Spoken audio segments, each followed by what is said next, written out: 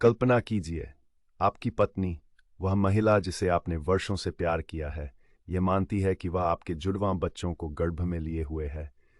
फिर भी हर गर्भावस्था परीक्षण नकारात्मक आता है। यही मेरी वास्तविकता है।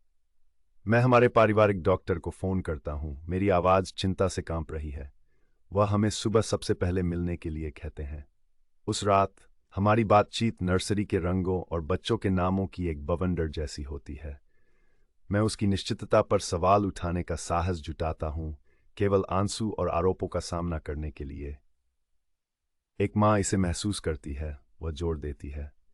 मैं उसे अपने अटल प्रेम का आश्वासन देता हूं, लेकिन परित्याग के उसके डर उसके निर्णय को धुंधला कर देते हैं। उसके सो जाने के बाद मैं उसकी ऑनलाइन दुनिया में प्रवेश करता हूं, एक दुनिया जिसमें मैंने पहले कभी हस्तक्षेप नहीं किया। वहां वह दो समूहों का हिस्सा है। एक एक साधारण मम्मी समूह, और दूसरा उन महिलाओं के लिए एक आश्रय जो चिकित्सा प्रमाणों के बावजूद गर्भवती होने का विश्वास करती हैं। उनकी पोस्ट मुझे भयभीत कर देती हैं, मेरी बढ़ती चिंता को बढ़ावा देती हैं। मेरा दिल धड़कता है जब मैं उन कहानियों को पढ़ता हूं जिनमें ये कल्पित गर्भधारण के तनाव के तहत विवाह टूट जाते हैं। अगले दिन डॉक्टर के पास हमारी यात्रा अराजकता में बदल जाती है। उनके संवेदनशील दृष्टिकोण के बावजूद वह परीक्षणों और अल्ट्रासाउंड द्वारा प्रस्तुत वास्तविकता को अस्वीकार कर देती है। उसकी परेशानी एक पूर्ण पैमाने पर घबराहट के दौरे में बदल जाती है। उसकी सांसें हांफती हुई आती हैं। दृश्य उसके अस्पताल ले जाने के साथ समाप्त होता है, जबकि मैं उसकी ओर असहाय खड़ा रहता हूं। भारी मन से मैं अनैच्छिक प्रतिबद्धता की प्रक्रिया शुरू करता हूं। मेरे सबूत, सोशल मीडिया पोस्ट और चिकित्सा रिपोर्ट को अदालत में प्रस्तुत किया जाता है।